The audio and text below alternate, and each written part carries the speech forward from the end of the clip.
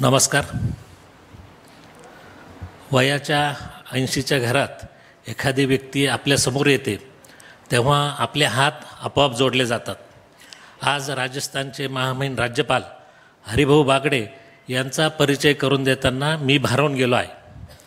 संभाजीनगरजवळील चित्ते पिंपळगाव येथे शेतकरी कुटुंबात जन्मलेल्या हरिभाऊंना तरुण वयातच समाजसेवेचा एक दृष्टिकोन मिळाला. समाजसेवा हाच त्यांचा जीवनाचा कणा होऊन गेला. प्रारंभी उपेक्षित वंचित घटक, उपेक्षित महिला यांच्या सबलीकरणासाठी त्यांनी काम केले. सामाजिक कार्य करता करता निरपेक्ष कार्य करणाऱ्या राष्ट्रीय स्वयंसंघाकडे ते सहज ओढले गेले. येथे त्यांच्या सामाजिक कार्याला एक शिस्तबद्धतेची व देशभक्तीची पार्श्वभूमी लाभली. संघाचे ओजस्वी कार्यकर्ते म्हणून त्यांनी आयुष्याचा मोठा काळ दिलेला आहे. आणीबाणीच्या आंदोलनातही ते सहभागी झाले होते. भाजपच्या स्थापनेत ते अग्रभागी होते. 1985 पासून ते 7 वेळा विधानसभेवर निवडले गेले आहेत. रोजगार हमी, नागरी पुरवठा अशा विविध खात्यांचे मंत्री म्हणून त्यांनी केलेले काम कायम लक्षात राहील असे आहे. 2014 साली विधानसभा अध्यक्ष म्हणून ते बिनविरोध निवडून आले. देवगिरी नागरी सहकारी बँक, दूध उत्पादक सहकारी सोसायटी, पंडित दीनदयाळ शिक्षण संस्था, जिल्हा सहकारी दूध उत्पादन संस्था, छत्रपती संभाजीराजे ग्रामीण साखर कारखाना अशा विविध संस्थांसाठी त्यांनी दिलेले योगदान हे समाजाभिमुख आहे. त्यांनी अनेक देशांचा दौरा करून शासनास मोठे मार्गदर्शन केले आहे. आजही त्यांचे कार्यकर्तृत्व हे लक्षवेधी ठरत असून राजस्थानचे राज्यपाल म्हणून त्यांची कारकीर्द यशस्वी होत आहे. आज एक कार्यसम्राट व ऋषितुल्य हरिभाऊ दुसऱ्या एका कार्यक्षम आमदाराचा गौरव करण्यासाठी उपस्थित आहे याचा खूप आनंद होतो आहे. पुन्हा एकदा त्यांना विनम्र नमस्कार करून थांबतो. धन्यवाद. मी सामानाचे अध्यक्ष आदरणीय फडके सरांना विनंती करतो की त्यांनी आजचे प्रमुख अतिथी आदरणीय हरिभाऊ बागडे यांचा सत्कार करावा.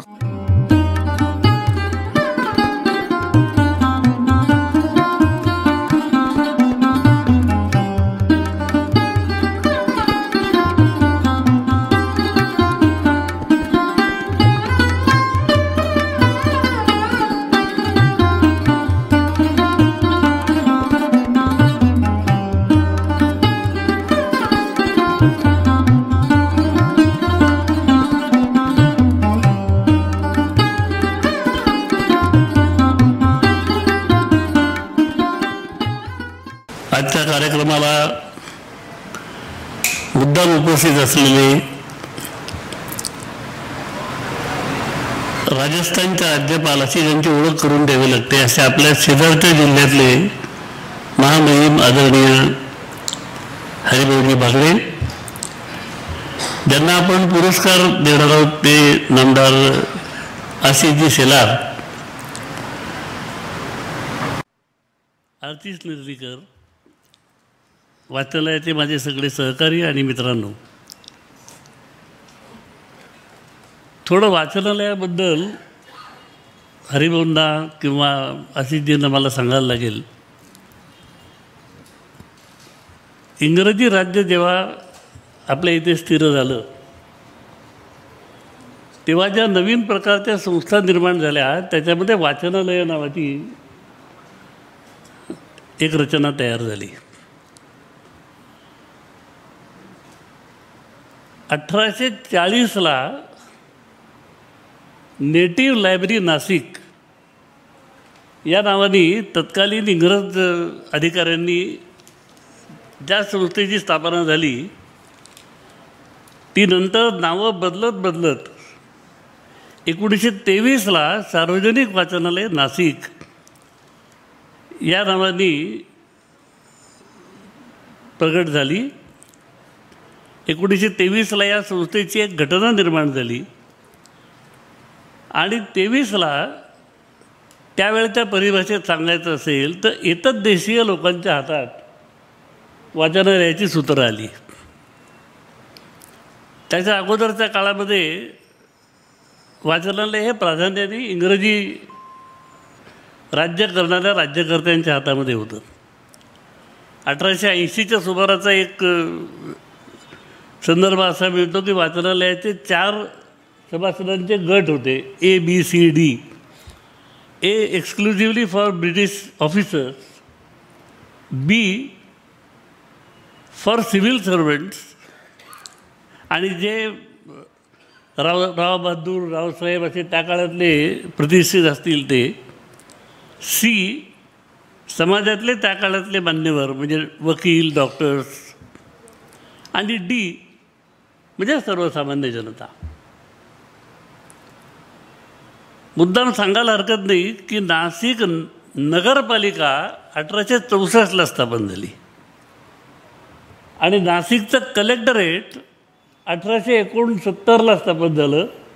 नाशिकमधली बहुधा ही पहिली सगळ्यात जुनी स्थापन झालेली संस्था असेल जी 1840ला स्थापन झाली. पुढे अनेक मान्यवर लोक या संस्थेकडे आले, काही त्यांच्या भेटी झाल्या, काही कामामध्ये आले. समाजातल्या सगळ्या थरातल्या लोकांना बरोबर घेऊन जाण्याची प्रवृत्ती या संस्थेने सुरुवातीच्या काळापासून दाखवली. मुद्दाम सांगितलं पाहिजे की 1926 साली त्यावेळी तरुण असलेले बहुजन समाजाचे नेते भाऊराव गायकवाड म्हणजे दादासाहेब गायकवाड यांना या संस्थेच्या कार्यकारी मंडळाने स्वीकृत सभासद म्हणून कार्यकारी मंडळात घेतलं. 10 वर्ष दादासाहेब गायकवाड या संस्थेचे कार्यकारी मंडळाचे सदस्य होते. 10 वर्ष कुसुमाग्रज या संस्थेचे अध्यक्ष होते. वाचनालय सरकारवाड्यामध्ये भरायचं. नाशिककर नागरिकांना सरकारवाडा माहिती आहे, आपल्याला कदाचित जुन्या संदर्भामध्ये सरकारवाडा माहिती असेल. 1960ला जेव्हा यशवंतराव चव्हाण साहेबांना नाशिकने बिनविरोध दिल्लीला पाठवलं, तेव्हा यशवंतराव चव्हाण साहेबांनी ज्या काही गोष्टी नाशिककरता केल्या त्याच्यामध्ये ही सध्याची जागा त्यांच्या आदेशाने महाराष्ट्र सरकारने आम्हाला लीजवर दिली. 1960ला यशवंतराव चव्हाणांच्या 1962ला यशवंतराव चव्हाणांच्या उपस्थितीमध्ये इमारतीची कोनशिला समारंभ झाला. ही माणसं कशी होती ते यशवंतरावांनी त्याच वेळेला सांगितलं होतं की तुम्हाला वाचनालय चालवणं परवडणार नाही. केवळ सभासदांच्या वर्गणीवर वाचनालय चालणार नाही, तुम्ही तोट्यात काम करा. तेव्हा तुम्ही असं करा, वाचनालयाला धरून एक थिएटर बांधा, त्या थिएटरमधून पैसे येऊ द्यात, म्हणजे तुम्हाला वाचनालय चालवायला परवडेल. आपण आता जिथे बसलो आहे ते परशुराम सायखेडकर नाट्यगृह 1972 साली पु ल देशपांडेंनी या नाट्यगृहाचं उद्घाटन केलं 1971ला. अशी जी याचीसुद्धा एक गमतीशीर कथा आहे. नाशिकमध्ये पत्र्याच्या खुर्च्या भाड्याने देणारे काशीनाथ शेठ सायखेडकर नावाचे एक ग्रस्त होते. लग्न झालेलं नाही, त्यामुळे मुलबाळ नाही, संसार नाही. रविवार पेठेतल्या एका गल्लीमध्ये त्यांचा डेपो होता. मी लहान असताना तिथे खेळायचो, त्यांच्याकडे आमचा बॉल द्यायचा, ते चिडायचे आमच्यावरती. अतिशय फाटका माणूस.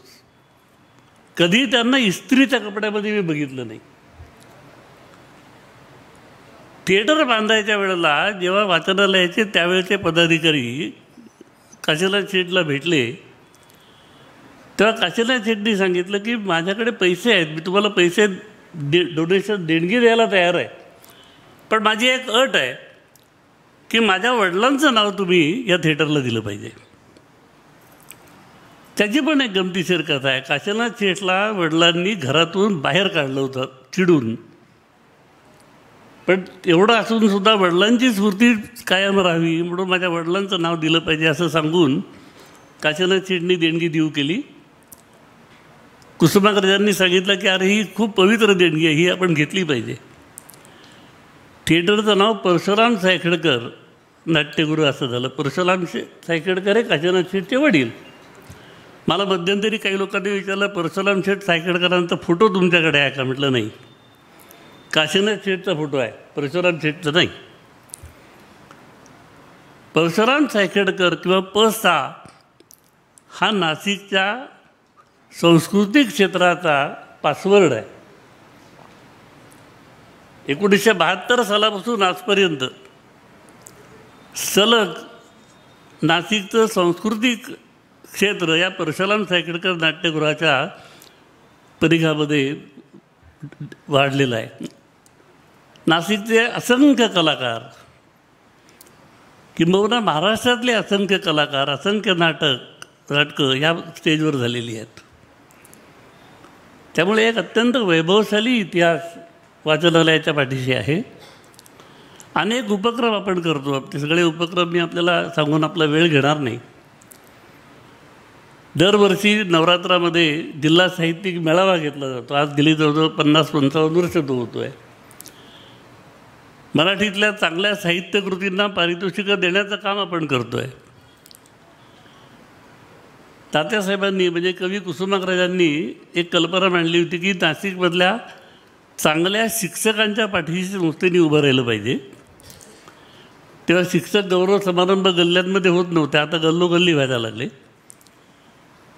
पण कुसुमाग्रजांनी असं सांगितलं की नागरिकांची एक समिती करा, वाचनालयाच्या कुठल्याही पदाधिकाऱ्यांनी त्यामध्ये भाग घेऊ नका आणि इंडिपेंडेंटली डिस्पॅशनेटली त्या लोकांची निवड झाली पाहिजे.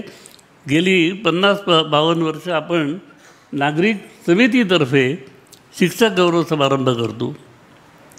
अनेक व्याख्यानमाला, लहान मुलांचे कार्यक्रम, पुस्तकांच्या वाचनाचे अनेक उपक्रम, त्याच्या भोवती फिरणारे कार्यक्रम. वाचनालय हे नाशिकच्या सांस्कृतिक क्षेत्रामध्ये घडामोडी जिथे घडतात अशा प्रकारचं एक प्लेस ऑफ हॅपनिंग आहे असं आपल्याला म्हणता येईल. फार बोलणार नाही मी, एकच गोष्ट फक्त शेलार साहेबांना सांगणार आहे आणि ती आपल्या सर्वांच्या वतीने सांगणार आहे. तुमचं पाठिंबा असेल असं मी गृहीत धरतो आहे. सरकारने जागा दिली. मनोहर जोशी मुख्यमंत्री असताना आमच्याकडे आले होते, तेव्हा त्यांनी हा सगळा व्याप बघितला. ते म्हणले, अरे काही नाही, सरकारने तुम्हाला मदत केली पाहिजे. मनोहर जोशी सरांचं निर्णय घेण्याची प्रक्रिया कदाचित आशिषजींना आठवत असेल की निर्णय घेतला की त्याची अंमलबजावणी. त्यामुळे त्यांच्या मदतीचा देखील आम्हाला खूप चांगला उपयोग झाला. बाळासाहेब ठाकरे आमच्याकडे आले होते. बाळासाहेब ठाकरेंचा एक आपल्याकडे शेरी बुकामध्ये शेरा लिहिलेला आहे आणि त्यांनी असं म्हटलेलं आहे की मराठी वाङ्मयाची सेवा करणाऱ्या संस्थेला समाजापुढे पदर पसरण्याची गरज वाटू नये अशा प्रकारचं वातावरण आपण निर्माण केलं पाहिजे. वाचनालयाच्या दिवाळी अंकामध्ये आपण त्यातली काही लोकांची शेरेबुकातल्या नोंदी त्याही गमतीशीर आहेत. पहिली नोंद आहे धोंडो केशव कर्व्यांची. तिथपासून आत्ता रिटायर झालेले चंद्रचूड साहेब इथपर्यंत सगळे जवळजवळ 200-250-300 त्याच्यापेक्षा जास्त लोकांचे शेरे आपल्याकडे आहेत. आपल्याकडे सांस्कृतिक खातं आहे. त्यामुळे मी आता अधिक सविस्तर तुम्हाला सांगण्याची गरज आहे अशातला भाग नाही.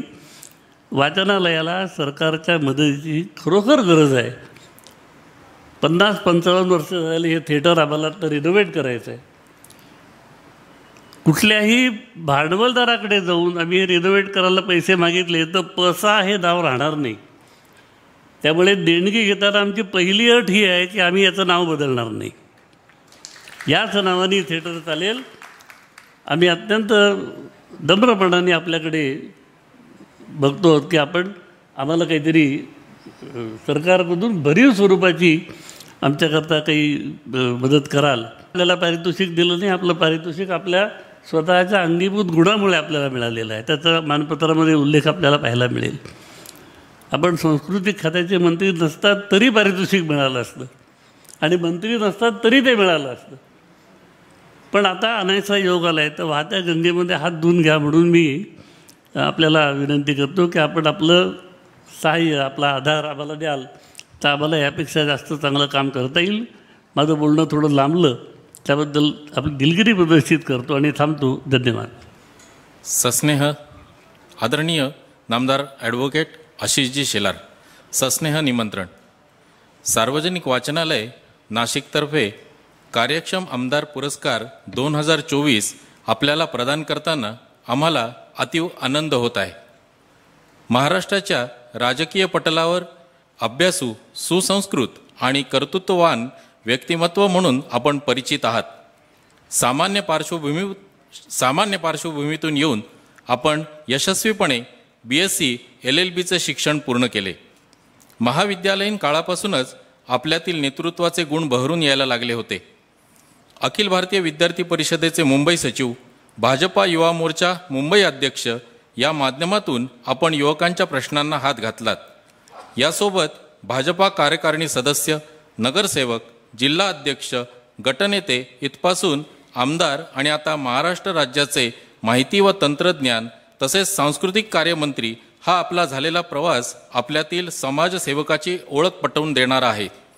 त्याचसोबत सामान्य कार्यकर्त्याचा राजकीय नेतृत्वापर्यंतचा अस्सल बावनकशी प्रवासही अधोरेखित करणार आहे. आपल्या अध्यक्षपदाच्या कारकिर्दीत मुंबई महापालिकेत भाजपाने संपादन केलेले घवघवीत यश असो किंवा नुकत्याच झालेल्या लोकसभा निवडणुकीत सबका साथ सबका विकास या धोरणाला तळागाळातील जनतेपर्यंत पोचवायचे आपले भगीरथ प्रयत्न असोत, हे सगळे आपल्यातील कुशल पक्ष संघटकाची साक्ष देणारे होते. समाजाच्या सर्व घटकांमध्ये जाऊन त्यांचे प्रश्न सोडवून त्यांना पक्षाशी जोडण्यासाठी विशेष प्रयत्न केलेत. त्यातूनच एक सर्वसमावेशक व आश्वासक नेतृत्व म्हणून आपली ओळख निर्माण झाली. बालपण म्हाडाच्या संक्रमण शिबिरात गेले, त्यामुळे या संक्रमण शिबिरांच्या पुनर्वसनाचे धोरण तयार करण्यात आपण पुढाकार घेतलात. कोळीवाडे, गावठाणे यांचा पुनर्विकास व्हावा यासाठी आपला आजही लढा चालू आहे. कोविड काळात केलेले दौरे, पारंपरिक उत्सवांची परंपरा टिकवायची धडपड, एल्फिन्स्टन दुर्घटनेनंतर तातडीने पादचारी पूल उभारण्याची संकल्पना किंवा शालेय शिक्षण मंत्री म्हणून केवळ 6 महिन्यात घेतलेले 100 निर्णय, हे आणि असे बरेच काही आपल्याला एक वेगळे राजकारणी ठरवते. माहिती व तंत्रज्ञान मंत्री म्हणून देशातील पहिले AI विद्यापीठ महाराष्ट्रात उभे करण्याची संकल्पना उद्याच्या पिढीसाठीची कटिबद्धता प्रदर्शित करणारी आहे. राजकीय क्षेत्रासोबत आपण साहित्य वर्तुळातही सक्रिय आहात. कोकण मराठी साहित्य संमेलन स्वागताध्यक्ष, नॅशनल लायब्ररीचे उपाध्यक्ष यासह वांद्रे येथे मराठी भाषा अध्ययन केंद्र सुरू करण्यात आपण घेतलेला पुढाकार हा लक्षणीय ठरला आहे. काही वर्षांपूर्वी महाराष्ट्र विधानसभेत काही लोकप्रतिनिधींच्या संदर्भात निर्माण झालेल्या कायदेशीर पेच प्रसंगाच्या वेळी आपण आपल्या कायदेशीर ज्ञानाचा आणि अनुभवाचा एक वेगळाच प्रत्यय जनतेला करून दिलात. त्यामुळेच आशिष शेलार विरुद्ध महाराष्ट्र विधानसभा या रीट याचिकेला सर्वोच्च न्यायालयाच्या कायदेशीर संदर्भामध्ये एक महत्त्वाचे स्थान प्राप्त झाले आहे. समाजकारण आणि राजकारण यासोबत क्रीडा प्रशासनातही आपले नेतृत्व झळाळलेले आहे. BCCIचे खजिनदार, राष्ट्रीय मिशन ऑलिम्पिक समिती सदस्य यासोबतच मुंबई क्रिकेट असोसिएशन, मुंबई जिल्हा football association, Rajasthan sports club अशा विविध क्रीडा संस्थांशी आपला जवळचा संबंध आला. गल्ली क्रिकेट खेळणाऱ्या खेळाडूंना संधी देणाऱ्या स्ट्रीट प्रीमियर लीग सुरू करण्यातील आपला पुढाकार तर अनेक निनावी चेहऱ्यांना ओळख देऊन गेला. वांद्रे येथे हॉकी, फुटबॉल, क्रिकेट, धनुष्यबाण, बास्केटबॉल, स्केटिंग या खेळासाठी 2 मैदानांचे निर्माण आपण केले. आपण राजकारणात खिलाडू वृत्ती जोपासली आणि खेळाच्या भल्यासाठी चांगले राजकारणही केले. पूर्व पिढीचा आशीर्वाद नसताना राजकारणात यशस्वी होता येत नाही हा समज आपण खोटा ठरविला. विविध विषयांवर अभ्यासपूर्ण भूमिका मांडताना आक्रमकपणा दाखवत आपल्यातला अस्वस्थ कार्यकर्ता कायमच जिवंत ठेवला आहे. आपल्या या योगदानासाठी विधानसभेतील उत्कृष्ट संसदपटू पुरस्कार यासारख्या अनेक पुरस्कारांनी आपल्या कार्याचा गौरव झाला आहे. 184 वर्षांहून अधिक काळाची परंपरा लाभलेल्या सार्वजनिक वाचनालय नाशिकतर्फे दिल्या जाणाऱ्या कार्यक्षम आमदार पुरस्कारासाठी आपली निवड नक्कीच सार्थ आणि सामान्य जनतेच्या राजकीय व्यवस्थेवरचा विश्वास पुनर्प्रस्थापित करणारी आहे. 2024 कार्यक्षम आमदार हा पुरस्कार रविवार दिनांक 9 फेब्रुवारी 2025 या दिवशी महामहिम राज्यपाल, राजस्थान श्रीमान आदरणीय हरिभाऊ बागडे यांच्या शुभ हस्ते आणि नाशिककरांच्या साक्षीने प्रभू रामचंद्रांच्या वासाने पुलकित झालेल्या नाशिक नगरीत आपल्याला प्रदान करताना आम्हाला अतीव आनंद आणि अभिमान होत आहे. आपल्यातील राजकीय नेतृत्व असेच बहरत राहो आणि त्यातून समाजोन्नतीचे कार्य अविरत घडत राहो याच शुभेच्छा. जीवेत शरद शतम. धन्यवाद.